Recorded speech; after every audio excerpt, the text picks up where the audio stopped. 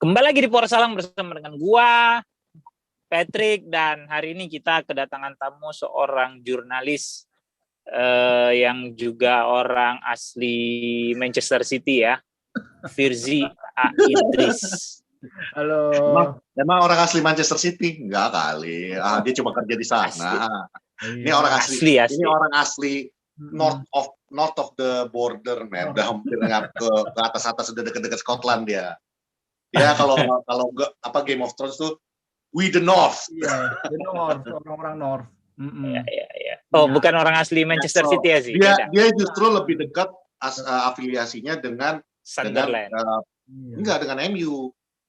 Kan cinta banget sama manajernya, iya nggak? Terus manajernya kan ex kita yang menyelamatkan Fergie. Aneh ya, legenda bagus gitu kok bisa kacau ya di Newcastle. Jangan ngomong gitu, ntar nanti bolot pada ngomong. Oleh juga legenda soalnya, nanti banyak yang bilang sama tuh kayak komentar nanti di bawah tuh rame. Bisa bingung gua. Emang Gary Neville nggak hancur banget pegang Valencia? Enggak lah, itu bukan hancur lagi, langsung pecat kok.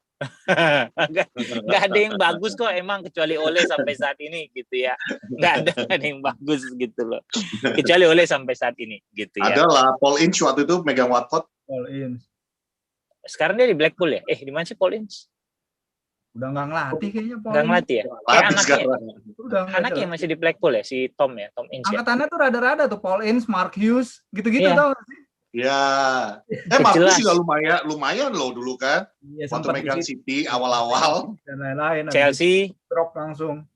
Ya, Chelsea juga gitu ya. Ya, cuma tidak ada yang benar-benar bisa melampaui pencapaian guru lah. Kino berhasil membawa Sunderland promosi.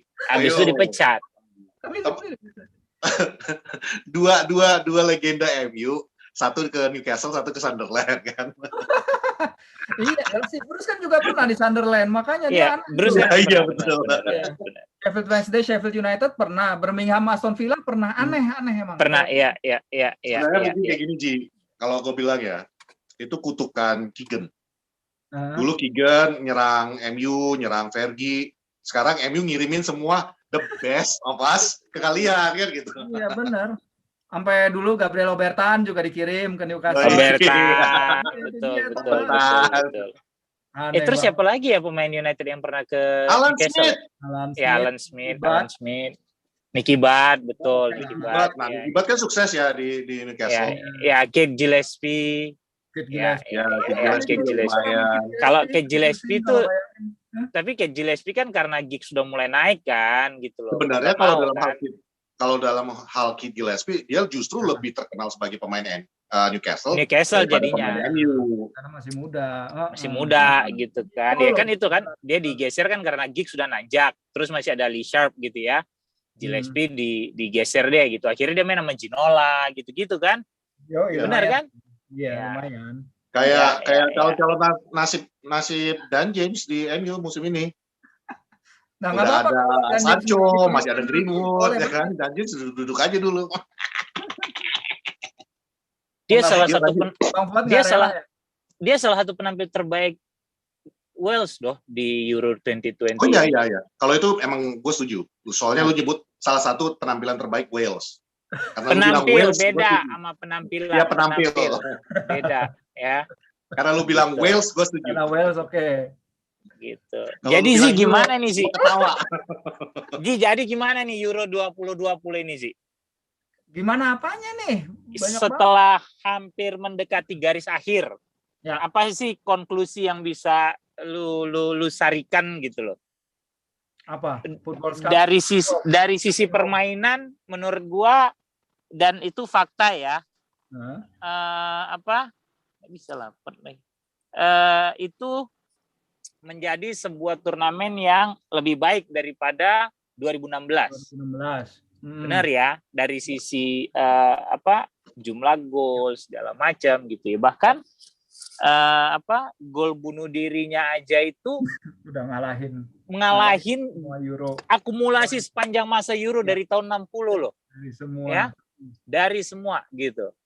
Ya. Cuma kan kayak gol tendangan bebas cuma ada satu kalau gue nggak salah, Michael Damsgaard kemarin gitu ya. Minim gol Sunderland juga cuma 3 kalau gue nggak salah ya. Delaney, Maguire, kemudian dua kali ya apa 3? Kane yang Inggris menang 4-2 itu kan 2 gol, 1 Kane yang header, yang 1 lagi Maguire header. Dari bola mati Malih. Oh, kalau dari bola mati enggak. Gitu. Nah, apa sih Ji yang lu lihat Ji sepanjang turnamen ini? Menurut gue sih turnamen yang benar-benar semuanya ada ya, benar kata Bang Fu, sampai yang dramatisnya, mau yang comeback-nya, mau yang giant killers-nya ada, mau tim peringkat 1 dunia kalah duluan ada, adu penalti yang benar-benar seru gitu loh. Bukan yang adu penalti yang bosenin gitu, yang benar-benar dramatis. Denmark, ya perjuangannya Denmark nyampe ke semifinal itu keren banget, dan semuanya apa ya buat gue ya. Ya emang di saat lagi susah kayak gini, emang sih ada tontonan kayak gini sih Bang. Menurut gue apa ya? Sayang udah harus berakhir gitu, sayang aja kalau gue bilang. Sayang ya. Dan finalisnya ini layak nggak sih, Ji? Layak nggak nih dua tim ini tampil sebagai finalis? Oh iya ya, gue bilang kan, ini emang final ideal gitu loh. Lucunya emang bagi Inggris tuh mereka selalu 2 turnamen terakhir nemu aja cara dapetin bracket bagian yang lebih ringan gitu. Di Piala Dunia kan mereka juga dapat bracket yang lebih ringan, mereka nggak ketemu Prancis, Argentina gitu-gitu. Sorry, di Piala Dunia Southgate memilih. Iya, yang pertandingan terakhir kan. Kali ini dia ngalah lawan Belgia sehingga jadi runner up, ya kan? Karena kita waktu itu gue milih pertandingan itu karena kirain pertandingan itu bakal akan seru. Iya, betul, semua dua-duanya. Ternyata pada ngirimin tim kedua semua. Tim kedua, betul. Tapi dari jalur ya kan, jadinya buat dia lebih gampang. Sama seperti di sini, kali ini mereka milih jadi yang pertama, tapi lebih mudah dibandingin bracket satunya. Ya, karena itu yang pernah gue bahas juga di Poros Salang juga kita bahas bahwa mungkin orang underestimate Southgate karena secara taktik dia tidak kaya mungkin. Secara taktik dia tidak brilian lah. Tidak Rinus Michel dengan Total Football ataupun Pep ataupun mungkin Jurgen Klopp segala macam, you name it gitu ya. Dia orang yang kalau dia mungkin yang kayak orang sederhana aja tuh kayaknya, yang cuma pakai vest gitu. Bener nggak sih? Iya kan? Tapi dia tahu kapasitas timnya dan dia benar-benar menganalisa kan tim kepelatihan Inggris kan cukup lengkap kalau gue nggak salah ya Zi ya. Iya. Soalnya gini, tadi persis banget tuh baru dibahas soal kepelatihan di timnas Inggris. Soalnya kan kalau kita ngomongin international football nggak bisa kayak club football di mana benar-benar filosofi dan lain-lain diterapin. Lu bisa terapin gitu kan. Karena mereka paling cuma ngumpul beberapa pekan sebelum turnamen. Betul. Juga setahun paling 1 kali 2 kali. Jadi apa yang dia kecuali memang udah tertanam dari dulu kayak misalnya Belanda dengan Total Football, Spanyol dengan Tiki Taka gitu. Itu udah darah daging gitu ya. Tiki Taka, Belanda dengan Total Football karena dimainkan di level klub kan. Di klubnya juga seperti itu kan gitu. Iya. Ini yang seperti ini waktu itu si Rahmat Darmawan sempat ngomong juga sih ke kami Kombaskom. Ini gua ada penumpang gelap. Wah, tuh dia. Hai. Halo. Jadi ya ada rasa Guardiolanya di tim ini. Tadi dijelasin lebih lanjut oleh Guardian bahwa tim ini ada rasa Guardiolanya, ada rasa Bielsa, ada rasa Pochettino, dan ada rasa Diego Simeone. Karena kalau kita lihat bagan yang dibikin. Iya, dan gue sempat lihat tadi mana ya untuk possession misalnya. Possession kita udah nggak kenal lagi Inggris yang long ball yang bola-bola jauh. Mana tuh tadi? Oh, ini dia. Mereka pas sukses mereka lawan Denmark itu 87%, lawan Ukraina 91%, lawan Jerman 84%. Ini tinggi dan tim yang transisinya cepat. Kita harus ingat juga kan bahwa mereka bisa bangun serangan, tapi mereka juga bisa mempertahankan possession dengan baik. Ini semua kultur yang dibawa ke klubnya itu mempengaruhi pemilihannya Southgate, dan Southgate tuh apa ya, mendapatkan benefit dari pemain-pemain kayak Calvin Phillips dilatih Bielsa gila banget, ya Foden walaupun yang nggak dipakai sepenuhnya, Sterling, Kyle Walker kan berkembang gila kayak gitu kan under Pep. Bisa betul jadi center back, bisa main jadi bisa main jadi midfield, bahkan dulu kan betul sempat jadi gelandang kanan sekali 2 kali itu. Iya betul, makanya itu semua. Jadi ini memang secara kepelatihan mungkin kita lihat Inggris nggak mungkin ya. Ini yang gue lihat juga kalau kita lihat bench tim-tim lain di Piala Eropa ini Bang, si mantan pemain banyak. Oh iya, Belanda punya Ruce, Van Nistelrooy, Belgia masih sama Thierry Henry. Henry, betul. Itali luar biasa. Iya, Itali punya teman-temannya Mancini di Sampdoria. Oriali, Vialli, Evani yang sempat di Milan gitu. Betul, Lombardo bahkan kayaknya ada juga di situ. Nah, kalau kita Inggris tuh sebenarnya lebih konservatif ya soal pemain. Kayaknya cuma ada Chris Powell gitu yang bekas pemain yang oke. Salah satu pelatihnya, tapi pelatih ofensifnya itu pelatihnya Newcastle, Bang. Ya. Jadi offensive coach-nya itu si Graham Jones kan. Itu betul. Dia ngasih skema-skema taktik itu kalau pemain mau turun. Itu dia tuh yang kemarin Grealish mau turun itu Graham Jones. Jadi cukup bangga juga ada sumbangsi Newcastle lah, walaupun timnya kacrut banget, tapi at least bantu Inggris nyampe ke final gitu. Jadi final, betul. Gitu. Nah, yang kayak tadi gue bilang ini sama Southgate itu kan gue juga udah pernah bilang dia sangat cukup tahu potensi timnya. Ya. Dia nggak perlu main cantik gitu ya. Ini yang udah pernah dibahas juga di Poros Talang gitu loh. Kenapa kalau misalnya lu lihat Inggris sekarang gitu ya, mainnya sangat lambat sih. Bahkan ini juga kita bahas di semifinal waktu lawan siapa tuh namanya? Denmark. Ya. Menit-menit akhir perpanjangan waktu extra time gitu ya. Itu kan udah ada tuh Trippier yang udah sampai ke kanan tuh yang kemarin diposting sama Patrick apa siapa juga tuh yang gue bilangin. Tapi bola bisa dibalikin lagi. Jadi dia sangat tahu bahwa gue nggak perlu main cepat gitu loh. Gue bukan rock and roll football gitu loh. Gue bukan rock and roll football. Yang penting bagi gue adalah gimana tim gue bisa unggul, terus gue pertahankan gitu. Lu lihat Inggris tuh mainnya nggak ada yang kecuali lawan Jerman lah ya agak cepat menurut gue. Tapi yang lain kan tuh lambat gitu, bener kan? Cenderung membosankan. Tapi mungkin bagi Southgate ya emang ini kemampuan anak buah gue gitu. Karena kalau misalnya gue main cepat, gue diserang balik, kiper gue Pickford, man. Yes. Dan itu titik lemahnya Inggris yang paling besar. Bener kan? Rekor Gordon Banks lo. Gila, hampir, nggak sampai kalah. Kurang 5 menit untuk memecahkan rekor Gordon Banks. Jujur gue dalam hati. Kasihan sih sebenarnya. Lu udah main satu turnamen penuh, lu udah berharap. Ibaratnya udah PHP banget, udah di ujung-ujung, tinggal nunggu 5 menit aja, lu kebobolan. Gue sedih loh itu dia kebobolan. For the sake of record gitu. Maksud gue ya kasihlah dia kebanggaan gitu ya kan selama ini kan dia sering dianggap sangat-sangat underrated. Bisa mikirin rekor, Kalau gue waktu itu cuma mikirin, nih dia nih, rusuhnya sialnya Inggris mulai nih. Nggak kepikiran gue rekor dia. Jadi itu sih kalau menurut gue sih. Gimana menurut lo? Cuman Pickford kan sering dibilang punya tangan kayak T-Rex gitu kan yang kecil. Iya, kecil. Itu kiper kan ya gue perhatiin lah, maksudnya sebagai fans Newcastle kan gue perhatiin juga karena dia kan dulu Sunderland. Dia tipe orang yang kayak si Henderson gitu lah yang suka nonton di tribun penonton bareng fans Sunderland. Jadi emang benar-benar militan gitu bisa dibilang. Dan dia dari area situ. Dan setiap kali dia main kalau sama Newcastle tuh dia kan suka emosional. Lu perhatiin deh Bang, kalau dia lagi ada tekanan atau apa-apa dia suka tendangannya mulai ngaco, mulai betul. Salah satunya kemarin itu pas habis kebobolan, dia itu kan pengen buru-buru banget tuh bagi bola. Kalau nggak, karena gue sampai ngeliat tuh yang Maguire nenangin, yang Southgate juga dari luar kalem lah. Karena emang kayaknya udah kelihatan banget. Wah, gue geruguk nih. Kita ketinggalan nih, kita harus buru-buru nih. Kesalahan gue nih tadi. Kalau dia daftar Akmil udah kalah di psikotes tuh. Emang dia kayak gitu. Dulu di Newcastle sering digituin kalau dia main ke St. James's Park tuh paling sering dibu tuh. Karena gampang memantik emosinya. Mentalnya tuh gampang terpengaruh. Untung aja sekarang kan main di Wembley, jadi mental dia rada aman nih. Tapi kemarin kan gue sempat nge-tweet tuh, Ji. Keren dia. Yang gol dia nangkep tangan Havertz itu. Iya. Yang dia gue sempat nge-tweet kemarin. Betul.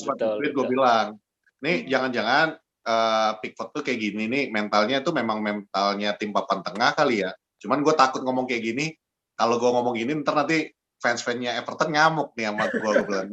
Tapi kan kenyataan gitu loh, maksudnya di antara kiper-kiper Inggris yang dulu-dulu juga nggak ada yang maksudnya luar biasa banget, nggak ada juga ya.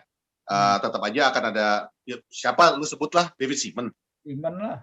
Enggak lah, Peter Shilton.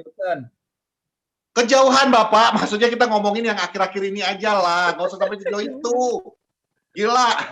Maksudnya lu lihat kita kiper-kiper kita yang lewat-lewat kiper kita James, negara lu aja. Paul Robinson, David Seaman, mungkin David Seaman yang terbaik di antara semuanya itu. Cuman maksudnya kenapa? Cuman maksudnya itu gimana Ji? Sorry, nggak kedengaran. Ya kayak David James, Kirkland yang angkatan 2010-an gitu kan. Yes.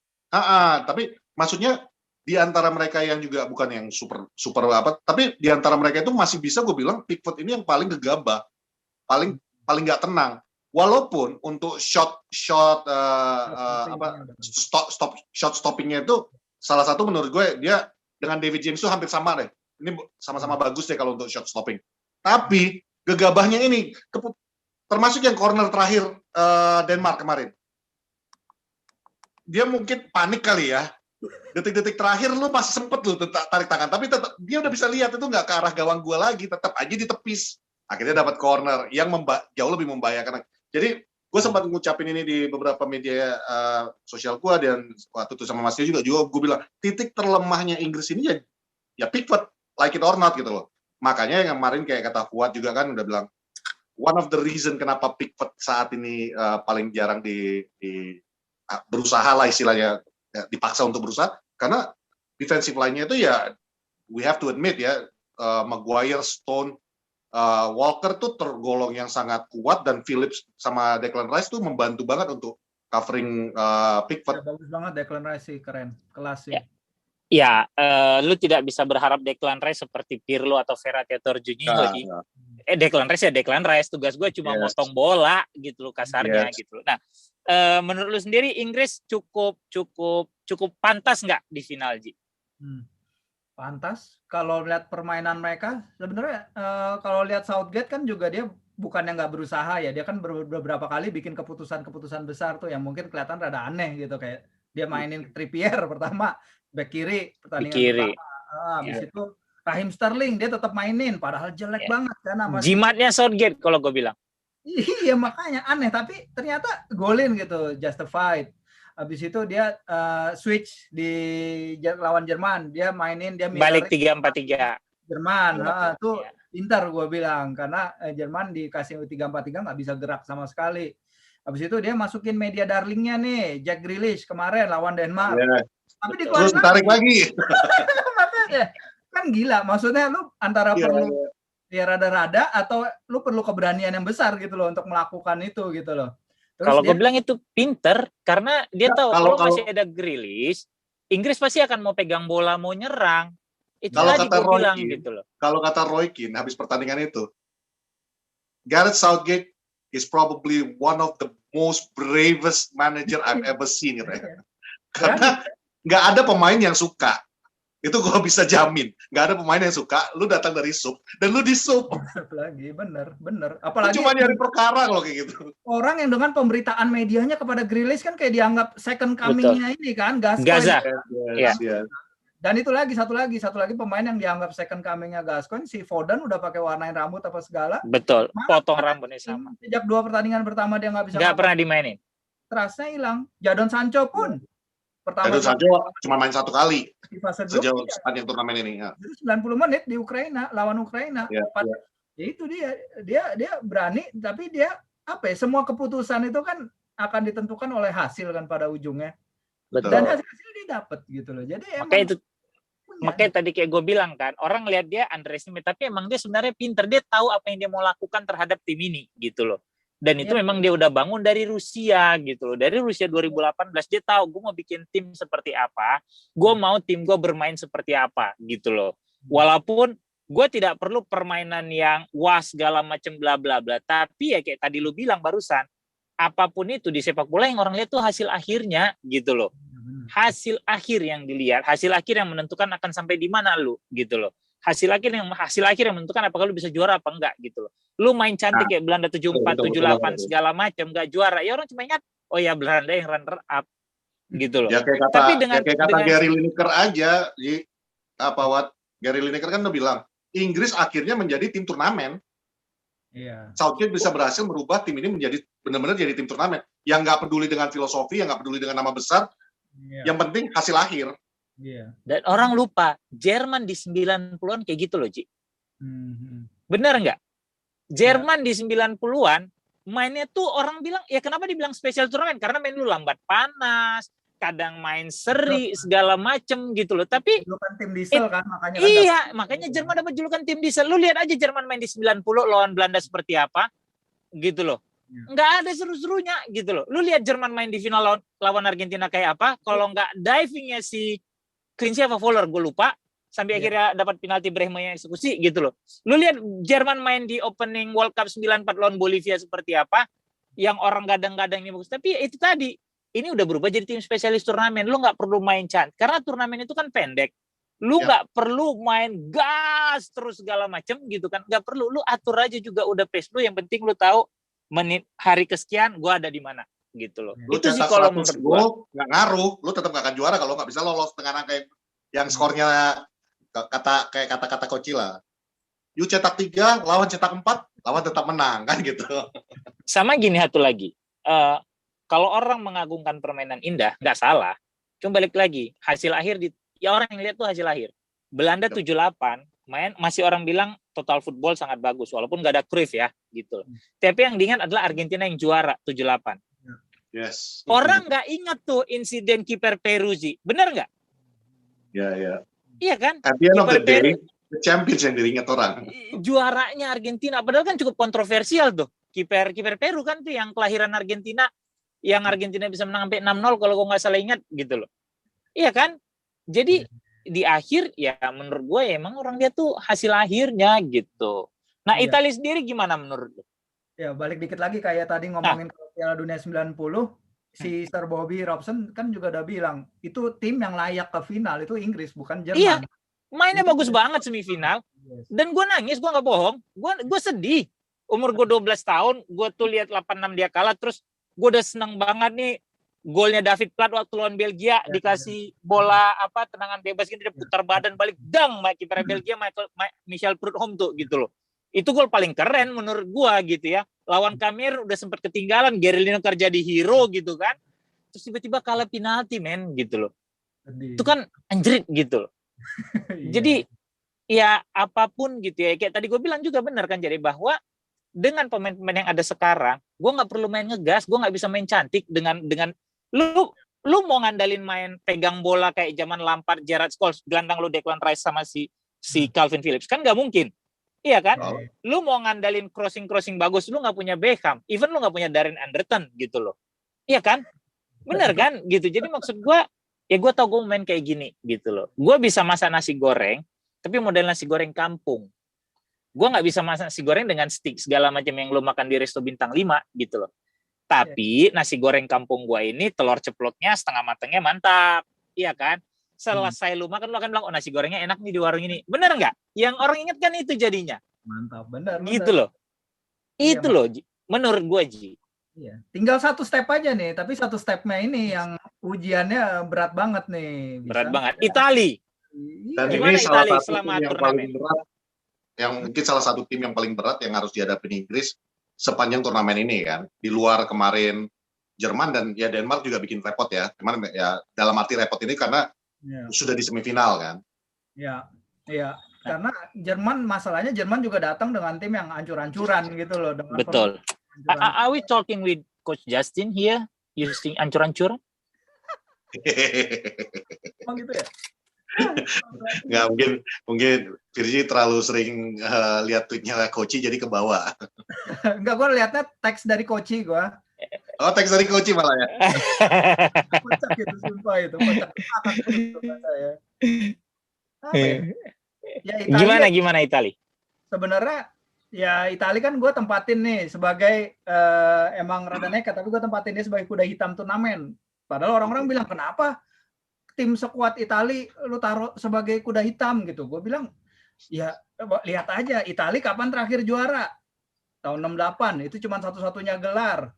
Klub Italia yang terakhir juara Liga Champions kapan? Tahun 2010. Ya. Klub Italia yang terakhir juara Piala UEFA, Liga Eropa kapan? Parma kalau nggak salah 1999. Ranking FIFA Italia ketika undian grup dia 13 sebelum Mancini bawa naik ya ke peringkat 7 sebelum turnamen. Itu dan terendah kalau gua nggak salah yang dia. Kenapa?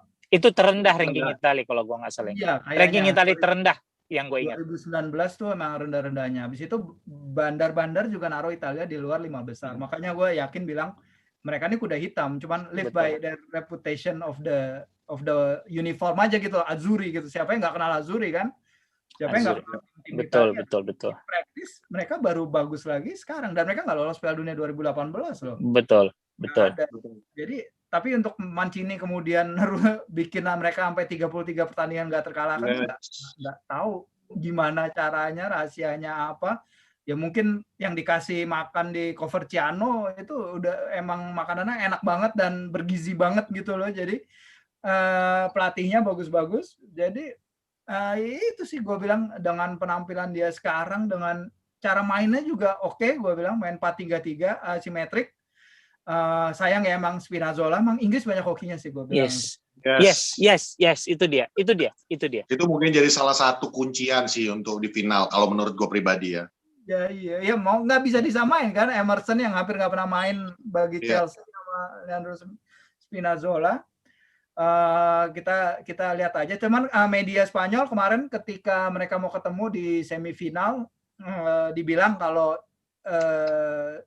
trio gelandang yang mereka punya tuh Jorginho, Barella dan Verratti itu dengan picknya Busquets, Xavi dan Iniesta. Media Spanyol tuh waktu itu udah nyorot 3 gelandang itu. Jadi gue bilang sama, emang kuncinya nanti midfield battle itu sih. Apakah 3 itu bisa dicegah sama Calvin Phillips, Mount sama. Sebenarnya kalau dibilang itu battle of the midfield juga nggak adil lah. Jelas Calvin Phillips dengan Declan Rice bukan kelasnya mereka, itu jelas salah. Ini justru kalau gue bilang, kalau menurut gue, ngerti nggak maksudnya battle of midfield, Pat? Iya, pertandingan antara dua ini jelas kalah lah Inggris. Gue kan Inggris banget nih, Wat. Ya kalau dibilang battle of midfield itu jelas kalah lah Declan Rice sama Calvin Phillips sama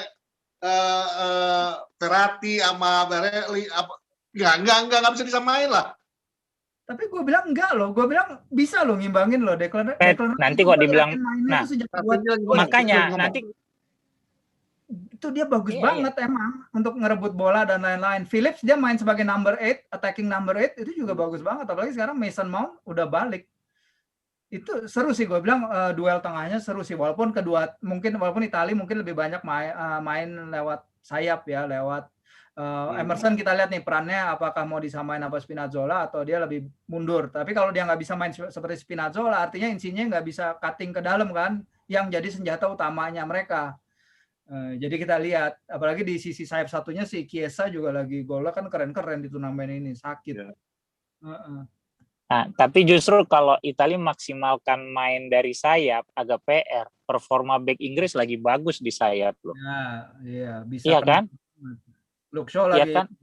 Luke Shaw lagi bagus, di kanan Walker lagi bagus gitu loh. Dan kemarin itu Italia itu waktu Emerson main beda banget emang pada saat sama Spinazzola gitu ya. Dan 2 gol Chiesa itu kan rata-rata memang dari kanan ya. Lawan Spanyol di kanan gitu. Sisi yang dihuni oleh Jordi Alba yang kita tahu udah agak tua gitu ya, yang secara speed nggak bisa ngimbangin lah gitu kan. Kemudian habis itu kan di waktu lawan Belgia juga dia ketemu siapa, Thomas Meunier ya kalau gue nggak salah ya. Sayap kanannya. Lawan Belgia. Back kirinya gitu ya, yang menurut gue juga bagusnya pas di Rusia 2018 itu bagus mainnya Thomas Meunier gitu. Ini nggak kelihatan gitu. Jadi kalau menurut gue nanti kalau Mancini memaksakan main lewat sayap bisa agak PR bagi Italia gitu loh. Mentok. Justru takutnya sama nanti kayak waktu lawan Jerman memaksakan 3-4-3 atau lawan Denmark. Lu lihat kemarin Cemana Saka bisa menghambat salah satu bek kiri terbaik selama turnamen. Salah satu kekuatan Denmark tuh di sisi kiri loh. Mele. Iya kan? Gak berani loh banyak naik Mele kemarin gitu loh. Nah sekarang kalau Mancini ngeliat itu dia berani main ofensif. Karena kalau gue bilang Italia bisa main tuh kayak 3-4-3 sih sebenarnya. Dengan posisi Spinazzola maupun Emerson yang bisa sangat tinggi kan di atas kan gitu loh. Ruang kosongnya kan ada. Sementara 2 bek tengah mereka udah rentan. Salah satu kunci yang bisa dimaksimalkan oleh Southgate menurut gue adalah kecepatan yang dipunyai oleh Saka ataupun Sterling. Itu nanti yang agak-agak susah menurut gua kalau Italia berani main. Sangat-sangat terbuka. Karena kalau kita lihat kan Sterling suka diem aja terus bener zup gitu kan, ngebut kiri, ngebut kanan. Itu sih kalau Bonucci apa tiba-tiba udah pindah. Iya. Bawa lari kayak gitu pindah. Yakin sih. Dari gigi 1 dia pakai langsung ke gigi 4. Matanya sering rusak tuh orang. Golnya Morata deh. Golnya Morata tuh. Kan simpel banget passingnya Olmo. Bola-bola datar ngasih ke bola ke ini no man's land aja. Iya, lewat kan gitu loh. Sementara mau balik badan lari Bonucci sama Chiellini bukan pemain yang punya kecepatan gitu loh menurut gua. Itu sih paling yang harus dipikirkan oleh Mancini menurut gua. Justru Inggris juga punya model Morata kan, yang ibaratnya mau jadi main false nine dengan Harry Kane, asal dia mau turun aja ngambil ke bawah, yang dua yang kiri kanannya ini kenceng-kenceng, yang bisa ngambil open space yang tinggal di-exploit. Chiellini bukan, ya kayak kita sama-sama bilang bahwa Chiellini dan siapa ya kawannya di Juventus lupa. Bonucci bukan tipikal, bukan muda lagi lah tuh satu. Udah secara speed udah pasti bisa di-expose sama Sterling, dan ya kalau gue sih juga ngarapin Saka yang main. Terus ini gol bunuh diri Kier kan juga mulainya kan dari ball behind the line. Iya. Yes. Tiba-tiba Sterling Kier bisa ngasih bola ke ruang kosong. Gila. Gak tahu makan apa ya tuh. Kan itu udah contoh tuh. Itu hampir mirip dengan proses gol Spanyol. Cuma kalau gol Spanyol itu kan di tengah jantung pertahanan benar gitu ya. Dia kasih bola terobosannya. Kalau ini kan di sisi kanan gitu loh. Nah, menurut lu jadi gimana nih sih Italia Inggris? Gimana ya, soalnya sejarah bilang tuan rumah itu nggak bisa menang Bang kalau di final. Yes. Portugal 2004, Prancis 2016. Terakhir itu Prancis 1984, sebelum itu Spanyol dan Italia. Tapi Spanyol Italia pas masih 4 tim. Yang Prancis 84 4 tim, betul. 8 tim. Setelah tim jumlah partisipan jadi nggak ada lagi. Nggak ada lagi tuan rumah langsung. Even 8 tim juga, Jerman 88 juga kan yang juara Belanda. Iya, itu dia makanya. Swedia 92 yang juara Denmark. Karena gua akamsi Inggris banget ya. Gue cuma mau ngingetin aja, sepanjang Euro 2020 ini, di tahun 2021, ya ini aja udah keanehan. Nama Euro 2020 terjadi di 2021. Ya, begitu banyak yang namanya rekor-rekor yang berubah, dipatahkan oleh Inggris. Inggris nggak pernah lolos semifinal. Iya. Ya, dan ini finalnya yang pertama. Jadi itu aja udah salah satu rekor yang terpatahkan. Inggris ketemu Jerman di Wembley. Selalu kalah. Dan cuma 1 seri. Akhirnya kemarin mendapatkan yang pertama kan gitu. Jadi karena gue Inggris banget ini, Wat. Gue bilang sih, bahkan yang pernyataan Bang Firzi tadi yang sempat mengecilkan hati saya tadi, tuan rumah nggak pernah menang, kali ini akan kalah. akan menang Inggrisnya, dan tuan rumah akan menang. Dan ada satu lagi Bang, kalau mau menang artinya selain matahin kutukan tuan rumah itu, dia bisa matahin kutukan lawan Italia, karena Inggris ketemu Italia 4 kali di Piala Dunia dan Piala Eropa tuh nggak pernah menang.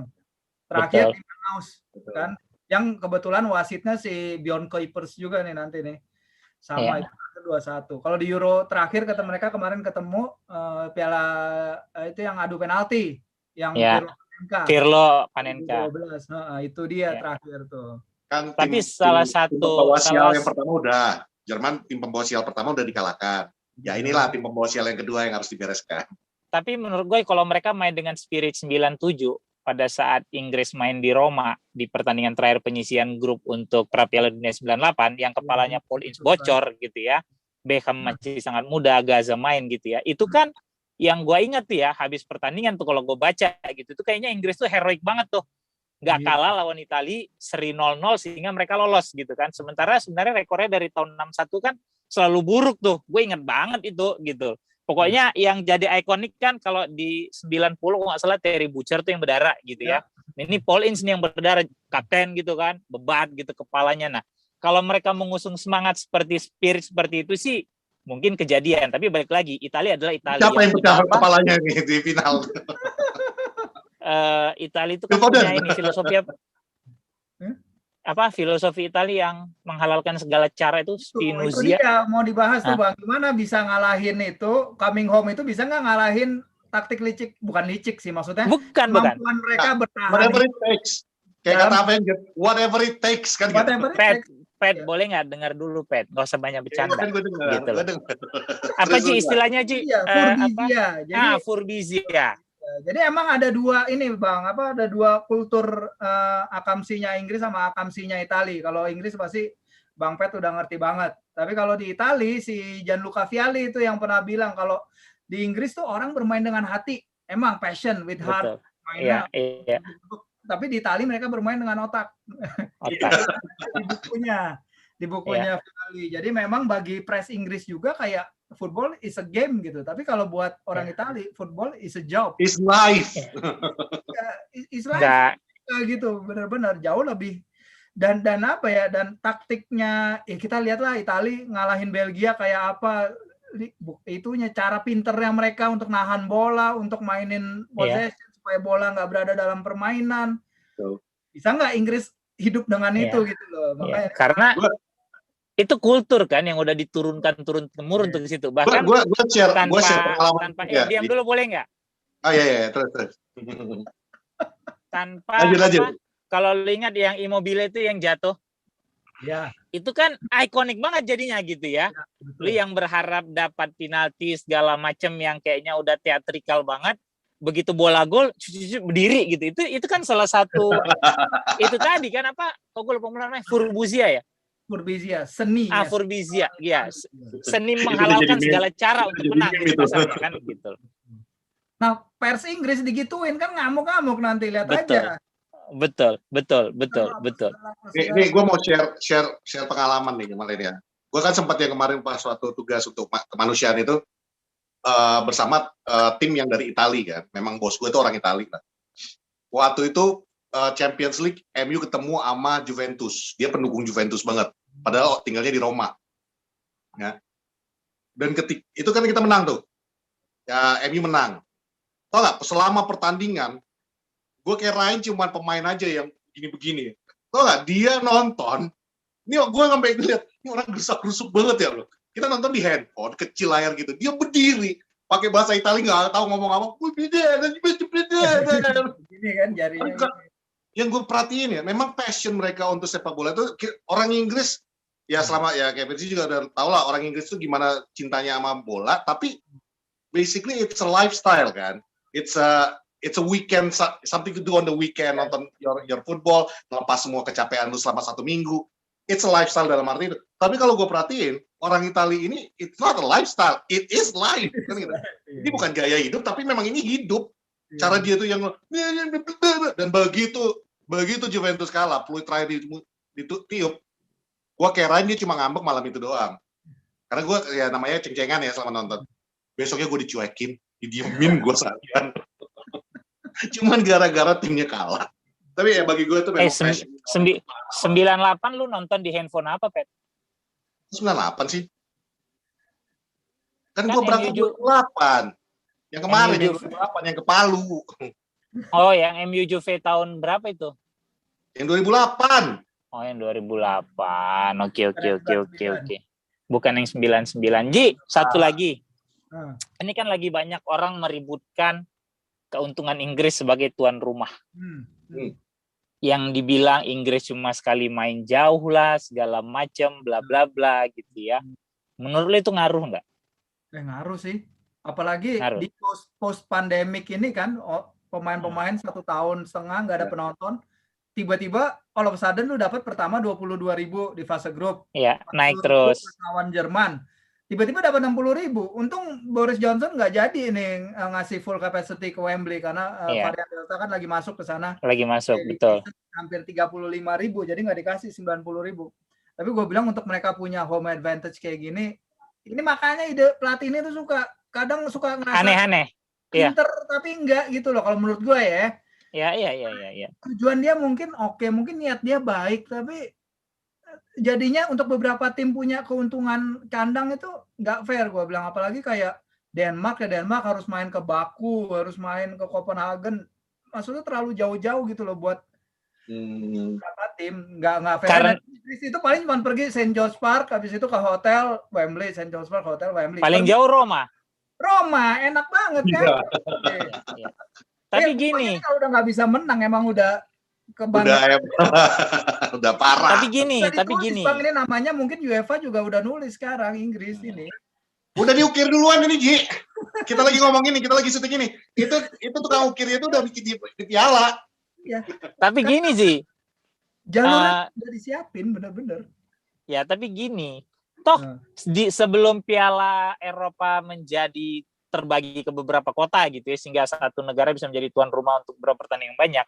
Sebelum ini kan juga satu negara tuh kadang mainnya di situ-situ mulu. Tapi nggak jadi advantage juga loh. Iya, tapi itu balik lagi. Sekarang kan yang efek post pandemi itu, Bang, yang habis 1,5 tahun gak ada penonton, tiba-tiba ya militannya kan kayak gimana? Udah gitu fans dari Italia nggak boleh datang kan, gara-gara ada peraturan harus bayar 300 pound, terus harus karantina 2 hari. Nggak mungkin ya. Hanya berharap kepada orang-orang Italia yang emang lagi ada di sana. Inggris gitu. Dan itu banyak tempat kosong. Kayak teman gue kemarin dari Manchester, dia dari kampungnya Bang Patrick kemarin, dia datang ke pertandingan Jerman, dia duduk di seatnya yang bagian DFB, itu kosong. Dan bahkan ada orang-orang Inggris yang masuk ke section itu, Bang, sekelompok 6 apa 8 orang. Kalau lu ngebu lagu kebangsaannya Jerman. Iya, itu kemarin dari seksi supporternya Jerman, maksudnya kan ngehe ya.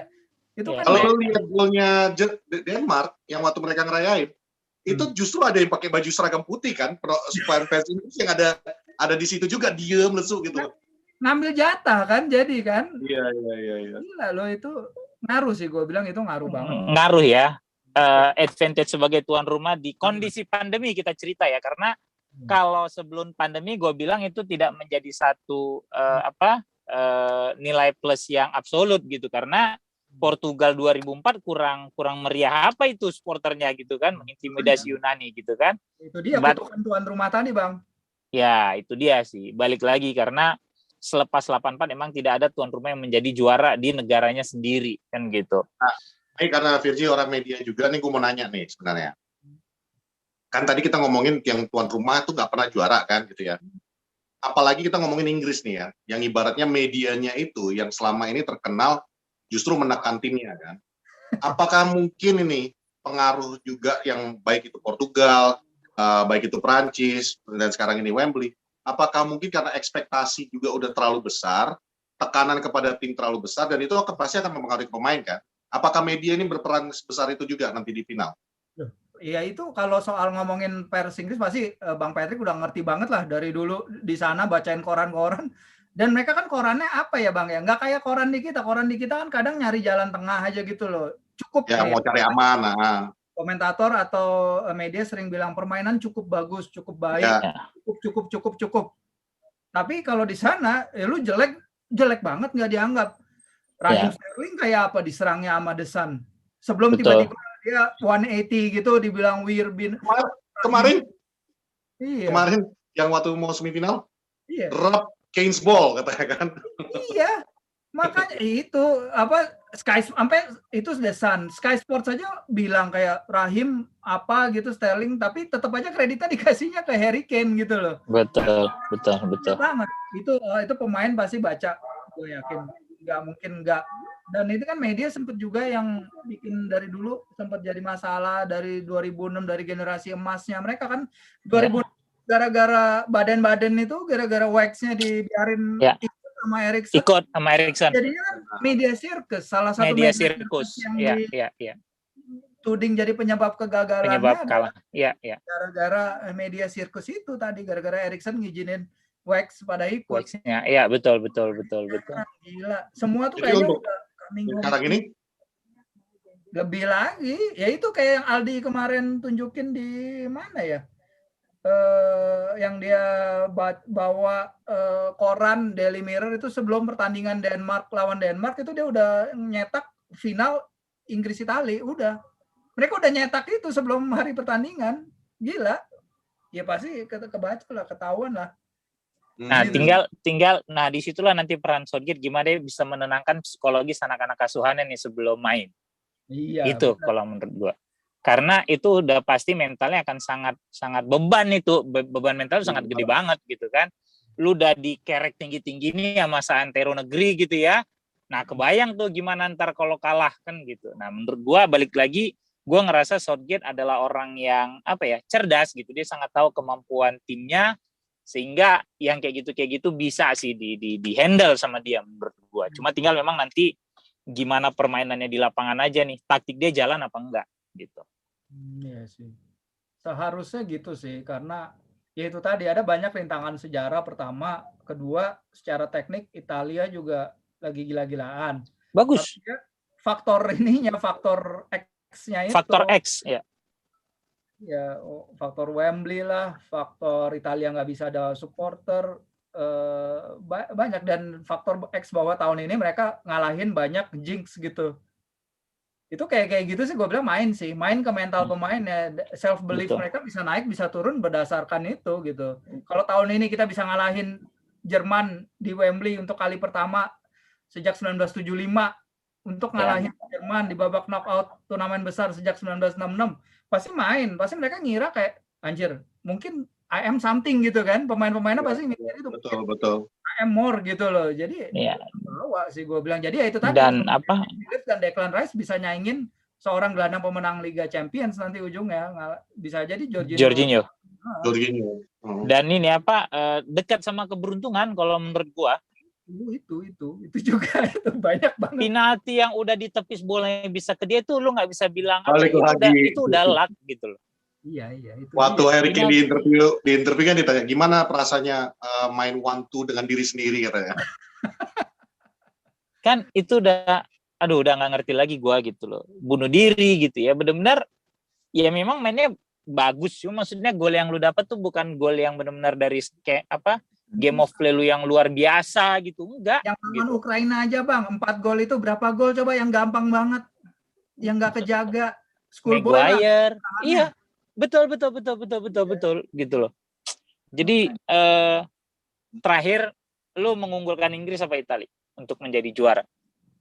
Ya kalaupun semua mengarah ke Inggris mau klinik dan lain-lain, tapi kayaknya gue lihat Italia masih dengan form dia sekarang, dengan penampilan lini tengahnya itu Chiesa luar biasa, gue masih jagoin Italia sih 2-1 sih. Italia 2-1. Oke, nggak apa-apa, nggak akan kami undang lagi lu, Ji. Iya, gue ternyata baru sadar gue nggak punya jersey Inggris, gue nggak punya jersey MU. Terus baru salang malu gue nih. Sebenarnya gue mau beli Inggris Bang, tapi gue kalah ngebit kemarin. What itu udah sindiran halus tuh, sindiran halus tuh. Gue nggak punya baju MU, gue nggak punya baju Inggris. Tapi dulu gue pernah punya baju MU 97, yang tahun terakhir Cantona tuh tahun berapa ya? 96 97. Ya, 96. Sekarang hilang kayaknya. Cuman kalian lupa satu faktor antara kedua manajer ini, Mancini dengan Southgate. Apa tuh? Southgate punya kelebihan satu. Southgate bisa bikin Atomic Kitten tetap on. Ya. Nggak tahu dia lagunya. Atomic Kitten itu kan bikin lagu. Ya tahu lagu Atomic Kitten ya. Southgate doang yang bisa. Yang lagi rame kemarin fotonya Atomic Kitten-nya udah nenek-nenek semua, udah tua. Itu oke. Tapi kan tetap aja dia bisa bikin nenek-nenek tetap turn on, itu udah hebat tuh Southgate. Atomic Kitten tahun berapa anjir? Biasa. Tapi, ini poros itu banyak versinya, Ji. Kalau ini tadi udah termasuk bagiannya itu kepada poros yang poros apa? Gue lupa lagi. Apa sih? Nggak penting banget. Udah gitu kalau ngomongin lagu, kan ada 2 duel lagu nih katanya nih. Kalau Italia kan punya Nessun Dorma kan kalau juara kan lagu yang menggugah hati, juara. Patriotisme. Cuman bisa ngasih Football's Coming Home, katanya jomplang banget. Bodoh amat, yang penting Football's Coming Home. Cuman itu juga gue kesel aja, Ini kita intermezzo sedikit. Ketika Inggris lagi heboh-hebohnya hashtag Football is Coming Home, Italia dengan santainya Football is Coming to Rome, katanya. Cuma diubah huruf A jadi huruf R. Cuma diganti 1 huruf aja. Tapi gue sebel Bang, gue punya teman yang orang Inggris juga dulu kenapa ya gue kenal orang kok tinggalnya di Manchester semua ya, udah ada 2. Karena gitu. Memang itu adalah kota yang terbaik di dunia.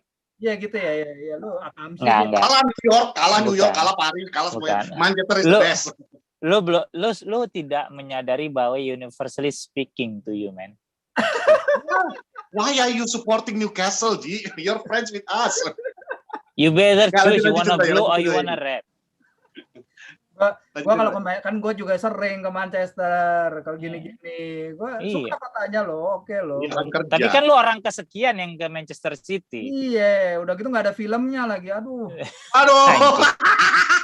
Kenapa gue tiba-tiba jadi bahagia banget ya? Gimana orang mata? Kenapa gue telat nangkapnya? Lo mau ngomong apa tadi? Iya, lu ngomong apa tadi?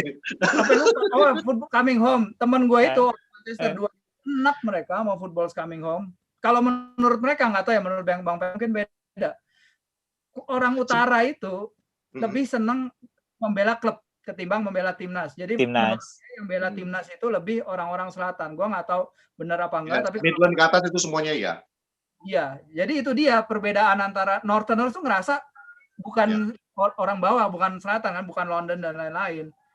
Jadi itu. Kalau itu gue setuju banget karena sampai detik ini pun kalau lu lihat kayak Pete Boyle ngomong apa, Pete Molyneux yang pendukung-pendukung yang seniornya Reds lah ya, pendukung-pendukung MU yang udah senior-senior, semua tetap akan mengatakan bahwa club is bigger than country kan gitu ya. Dan itu juga yang diakui sama Rio Ferdinand kemarin, yang di episode kemarin juga kita bahas, yang akhirnya merusak timnas Inggris ketika pemain-pemain merasa bahwa membela klub itu lebih penting daripada membela timnas, dan itu yang berubah sekarang kan. Yang sekarang ini lu lihatlah persahabatan antara Saka dengan Sterling, dengan Sancho, bahkan Stones dengan Maguire bisa peluk-pelukan, yang dulu nggak akan pernah terjadi yang hal seperti itu. Ketika lu membela City, terjadi. Cuma dulu nggak ada pemain City. Ya kali ya. Oke. Granted. Kalau itu granted banget. Ya, tapi kan dulu Liverpool MU lebih parah, Bang. Iya, dan itu kan diakuin oleh Lampard, Gerrard dan Rio Ferdinand mengakui bahwa dulu itu ada meja khusus MU, ada meja khusus Liverpool, dan satu lagi meja itu yang lain-lain istilahnya, yang bukan diantara kedua klub ini kan gitu. Sampai akhirnya waktu itu Eriksen mengubah sistemnya itu dijadikan satu meja panjang. Itu pun kata Lampard, Rio bilang ini akhirnya kita disatuin di dalam. Ini udah dibahas, nggak usah lu ulangin lagi ya. Nggak kan gue ingetin aja Ferdi. Cuman bagi yang tadi balik ke topiknya itu tadi yang lo bilang bahwa Northerners lebih yakin akan itu, ya mungkin iya karena tapi kalau kita lihat lagi prestasi, memang yang berprestasi itu klub-klub Midland ke atas kan. Utara iya. To be honest, bukan kita jelekin. Arsenal pernah glory days-nya ada, Chelsea ada glory days-nya, tapi itu baru-baru ini recent, dan itu dengan pembelian uang, termasuk Arsenal juga waktu itu dia beli dari bawah memang ya, Wenger. Cuman kalau kita lihat sejarahnya Midlands, baik itu Manchester, baik itu Liverpool, bahkan waktu Newcastle kejar-kejaran sama Manchester, itu semua betul-betul pride of the North itu benar-benar dikeluarin. Bahwa, dan ditambah lagi faktor, mungkin secara politiknya, these are working class kan. Iya, benar. Jadi mereka justru nggak peduli dengan negara, gua yang peduli dengan klub gua kan gitu. Iya kayak mendadak pinter gua. Udah salah di episode. Mangga itu keren. Dia pasti paling ngerti Bang Patrick lah, pernah di sana langsung. Ya kayak Liverpool aja, orang Liverpool kan dia udah empet banget sama pemerintahan Inggris sejak zaman Margaret Thatcher ya. Iya, hampir mau dibiarin kota Liverpool hampir mau dibiarin hancur loh sama Margaret Thatcher, pemerintahan Margaret Thatcher. Sorry, gua agak makanya disalahkan pada saat Hillsborough ya. Itu yang bikin mereka sangat marah kan jadinya gitu. Tapi kalau yang itu juga gue nggak setuju, Ji. Kenapa? Karena kan itu juga udah pernah di Inggris kan, kasih tahulah gosip umumnya kan. Scousers nggak bisa marah lah. Pemerintah memang salah, tapi lu juga pemalas, mau gimana dong? Kenyataan kan, ini public secret loh, gosip umum gitu loh. When you say Scousers itu udah jelas konotasinya itu dengan pemalas. Oh gitu ya? Iya, jadi mau gimana caranya lu mau sukses kalau lu aja males. Makanya kan ada yang cen-cenil, dan nggak cuma MU, semua rata-rata klub yang nyanyiin tuh it's Christmas time, give the Scousers food katanya kan. Ya kenapa? Karena lu saking malesnya nyari makan aja lu nggak mau kan gitu. Kalau di Amerika itu redneck-nya orang Amerika lah istilahnya. Oh iya orang redneck ya, orang desanya, orang-orang Texas. Yang istilahnya lu masih nikahin adik lu sendiri gitu. Maaf ya, ini tetap gue. I love you Liverpool. Jadi sih nonton di mana? Banyak yang tombol ke bawah nih yang penonton poros yang Liverpool. Nonton di mana nanti final? Nonton di rumah pastinya lah. Dan kebetulan gue cuman terjaga itu sampai besok. Jadi gue jaga sampai final Copa America. Habis itu besoknya libur. Minum bir aja dulu dari Heineken, kebetulan dapat. Oh, yang kemarin lu posting ya? Kasih. Lumayan lah. Ngebir. Di luar topik nih, gue mau nanya Virgida satu. Tadi kita udah sempat ngomongin off air. Brazil Argentina yang diunggulkan siapa? Kalau gue jelas Brazil, karena gue pengen lihat Messi mengakhiri karir dengan timnas tanpa juara. Kalau Bang Firsi? Apa ya? Brazil kali ya? Brazil juga sih gue. Yes. Kenapa Bang? Gue ada keterikatan dengan Messi dan lain-lain, tapi nggak ngerti aja. Buat gue sih netral aja. Tapi kalau mau ngunggulin satu ya Brazil di rumah mereka sendiri, ya hiburan juga buat penduduknya yang lagi ya kayak kita ancur-ancuran lawan COVID. Ya, betul. Kayaknya mereka layak bisa mendapatkannya sih. Walaupun 50 dan 2014 Maracana sama apa tuh yang 2014 gue lupa Ji. Kalau 50 kan Maracanazo jadinya. 2014 kan bukan di Maracana tuh yang kalah sama Jerman. Oh, Belo ya? Belo Horizonte ya. Masalah ya. Ya, nah masih ada kemungkinan ada hantu tuan rumah nggak menurut lo bagi timnas Brazil saat ini, apalagi lawannya secara tradisi memang ya emang ini lawan sepadan lo di Argentina gitu loh. Iya, final ideal ya. Iya. Final ideal banget. Kan waktu itu lawannya tim Eropa kan, beda lah. Beda dengan 50 kan sama Uruguay tim Amerika Selatan. Iya, tapi 50 Bang. Enggak, masalahnya gini sih, masalahnya kalau gue perhatiin ya, Copa America tuh orang mulai banyak bilang kehilangan value-nya loh. Ini kan udah Copa America keempat dalam 6 tahun terakhir gitu. Betul. Pemainnya juga sebelum ini nanya kok, ngapain sih kita main lagi? Toh ini kita udah sering banget main, kenapa harus dipaksain di Brazil yang angka penyebarannya gila-gilaan. Tinggi, betul. Motivasi pemainnya juga udah kurang. Nggak tinggi gitu lah. Apalagi kalau gue bilang. Apalagi edisi kali ini benar-benar head to head sama Euro. Lu lihat deh, hype-nya enggak jauh banget. Kalau dulu kan memang seolah-olah emang udah diatur Piala Dunia, Copa America, Piala Eropa kan begitu selang-seling ya. Jadi exposure-nya lu dapat fokus gitu kan. Kalau ini kan tetap dapat hampir nggak ada kalau gue bilang gitu. Iya. Hampir nggak ada. Nggak ada yang ngomongin lah. Kalau dibilang kan, ya di kita at least kan. Ya itu tadi yang ada reporter Brazil yang ternyata dia pingin Lionel. Ya ada tapi sedikit juara gitu. Karena dia pingin Lionel Messi dapat gelar sebelum pensiun. Kan aneh ya reporter Brazil ngomong gitu ya, orang Brazil. Dan bukan cuma satu orang, banyak loh yang ngomong gitu di Brazil. Oke. Dan udah nggak lucu aja itu gitu. Tapi kalau gue sih ngarepin memang Brazil menang juara. Jadi paling tidak di awal musim 2021-2022 Premier League, Manchester United itu punya semangat juang lebih tinggi karena udah ada 5 juara Eropa dan 4 juara Eropa dan 1 juara Copa America kan gitu. Mendahului takdir si kampret ini memang. Inilah jijik. Nggak apa-apa. Jadi meme ini nanti. Rojo dipanggil nggak sih? Gue ngikutin. Rojo masih aktif? Rojo? Marcus Rojo udah nggak ya? Marcus Rojo udah enggak. Kalau Marcus Rojo udah dijual. Enggak. Udah cabut ya? Udah. Tinggal Fred. Pelistri Uruguay ya? Pelistri Uruguay. Dan dia udah kembali latihan. Pelistri Uruguay. Tadi itu yang bikin gue senang. Lihat Pelistri udah balik. Gitu. Pemain-pemain udah balik. Ya.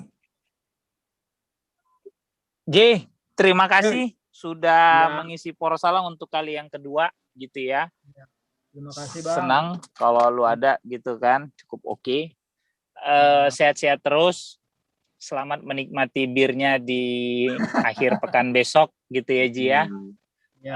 Kita lihat siapa yang tertawa terakhir nanti. May the best team win sih kalau Ladies and gentlemen. Kalau gua sih itu may the best bukan team orang satu-satunya yang kerja di Manchester City dan nggak punya buku atau film. Nggak punya buku atau film. Kalah lah gua.